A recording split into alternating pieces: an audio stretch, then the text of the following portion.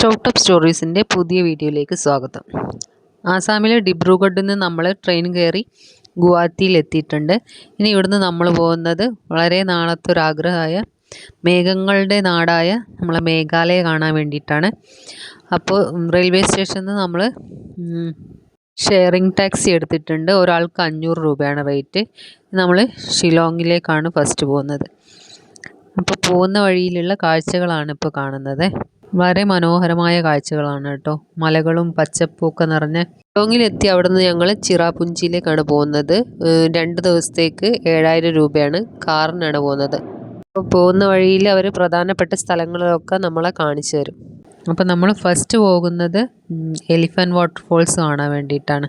നല്ല തണുപ്പും നല്ല ചെറുതായിട്ട് മഴയൊക്കെ പെയ്യുന്നുണ്ട്. അപ്പം നല്ലൊരു അടിപൊളി യാത്രയാണ്. റോഡിൻ്റെ 2 സൈഡിലും ഇങ്ങനെ കച്ചവടക്കാരൊക്കെ ഉണ്ട്. അപ്പോൾ ഫ്രൂട്ട്സൊക്കെയാണ് അവർ കൂടുതലായിട്ടും വിൽക്കുന്നത്. അപ്പോൾ നമ്മൾ എലിഫൻറ്റ് ഫോൾസിൽ എത്തിയിട്ടുണ്ട്. ഷിലോങ്ങിലെ ഏറ്റവും പ്രശസ്തമായ വിനോദസഞ്ചാര കേന്ദ്രങ്ങളിൽ ഒന്നാണിത്.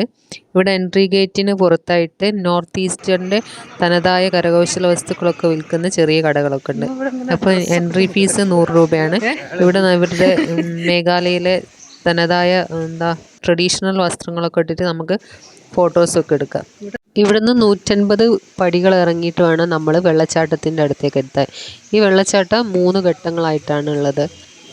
ഈ വെള്ളച്ചാട്ടത്തിന് ബ്രിട്ടീഷുകാരാണ് എലിഫൻറ്റ് ഫോൾസ് എന്ന് പേര് നൽകിയിട്ടുള്ളത്. ഈ വെള്ളച്ചാട്ടത്തിൻ്റെ താഴെ വലിയൊരു ആനയുടെ രൂപത്തിലുള്ള പാറക്കല്ലുണ്ടായിരുന്നു. അതുകൊണ്ടാണ് ആ പേര് കിട്ടിയത്. പിന്നെ 1897 ഒരു ഭൂകമ്പത്തിൽ ആ പാറ തകർന്നു പോയി. ഇതാണ് ഷിലോങ്ങിലെ ഏറ്റവും മോസ്റ്റ് പോപ്പുലർ ആയിട്ടുള്ള ഒരു വാട്ടർഫോൾ. അപ്പോൾ ഇതാണ് ഫസ്റ്റ് ഘട്ടം. മരങ്ങൾക്കിടയിലൂടെ വെള്ളം ഒഴുകി വരുന്ന പോലെയുള്ള ഒരു നല്ല മനോഹരമായ കാഴ്ചയാണ് നമുക്ക് കാണാൻ പറ്റുന്നത് കേട്ടോ. മഴക്കാലമായ കൂടുതൽ വെള്ളം ഉണ്ടാവും. അപ്പോൾ കുറച്ചുകൂടെ ഭംഗിയായിരിക്കും കാണാനൊക്കെ.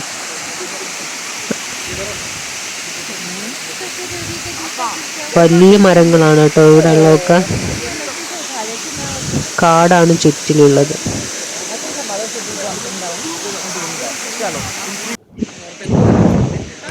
പിന്നെ ഇവിടെ നമുക്ക് ഇരിക്കാനൊക്കെ ഉള്ള സൗകര്യമൊക്കെ ഉണ്ട്.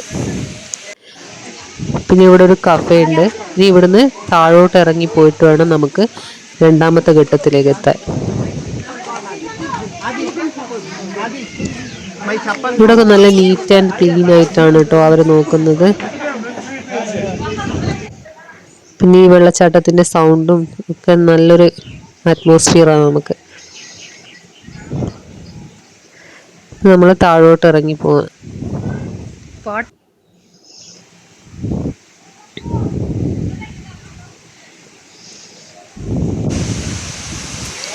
അപ്പോൾ ഇതാണ് 2ാമത്തെ ഘട്ടം.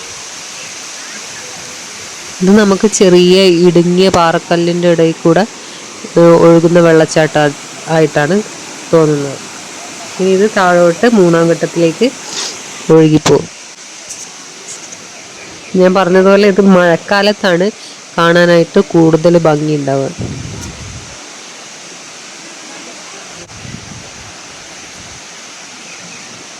ഈ സൗണ്ട് കേൾക്കാൻ തന്നെ നല്ല രസമുണ്ട് അല്ലേ. കുറേ ആളുകളുണ്ട് കേട്ടോ. നല്ല തിരക്കുണ്ടായിരുന്നു.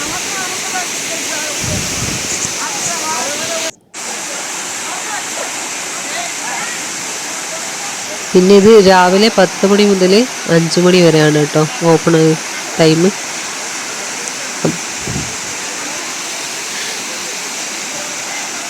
ഇതാണ് 3ാമത്തെ ഘട്ടം. ഇവിടെ കുറച്ചും കൂടെ വലിയ രീതിയിൽ നമുക്ക് കാണാൻ പറ്റും. അപ്പോൾ ഇവിടെ വന്നിട്ട് ആളുകൾ ഫോട്ടോസും വീഡിയോസും ഒക്കെ എടുക്കുന്നുണ്ട്. അങ്ങോട്ട് ഇറങ്ങി ചെല്ലാനൊന്നും പറ്റില്ല.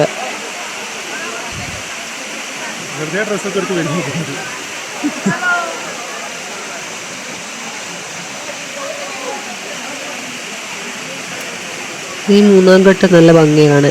ഇത് ഈ കറുത്ത പാറക്കൂട്ടങ്ങൾക്കിടയിൽ കൂടെ ഈ വെള്ള കളറിൽ ഇങ്ങനെ ഒഴുകുന്നത് പോലെ നല്ല ഭംഗിയാണ്. നമുക്ക് പേര് കേൾക്കുമ്പോൾ ആദ്യം വിചാരിക്കും കേട്ടോ ആനയൊക്കെ ഉണ്ടെന്ന്.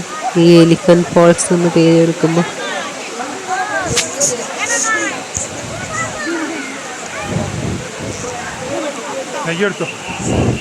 ഇവിടെ ഈ ഷിലോങ്ങിലെ ഏറ്റവും കൂടുതൽ ആളുകൾ കാണാൻ വരുന്ന വെള്ളച്ചാട്ടമാണ് കേട്ടോ ഈ എലിഫന്റ് വാട്ടർഫോള്.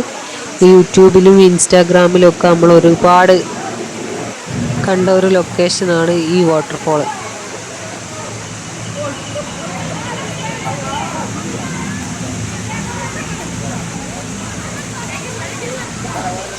ഇവിടെ നിൽക്കുമ്പോൾ നല്ല തണുപ്പുണ്ട് കേട്ടോ, നല്ല ഭംഗിയുണ്ട് കാണാൻ.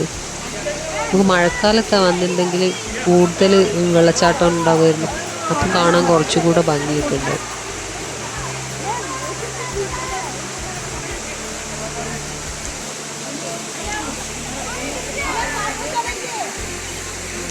അങ്ങനെ ഈ വെള്ളച്ചാട്ടത്തിൻ്റെ തണുപ്പും ഭംഗിയൊക്കെ കണ്ടുകൊണ്ട് പിന്നെ ഞങ്ങൾ നേരെ പോകുന്നത് വാട്സ് ലേക്ക് കാണാനാണ്. ഈ എലിഫന്റ് ഫോൾസിൽ നിന്ന് ഏകദേശം 12 കിലോമീറ്റർ ദൂരം ഉള്ളൂ കേട്ടോ അവിടേക്ക്.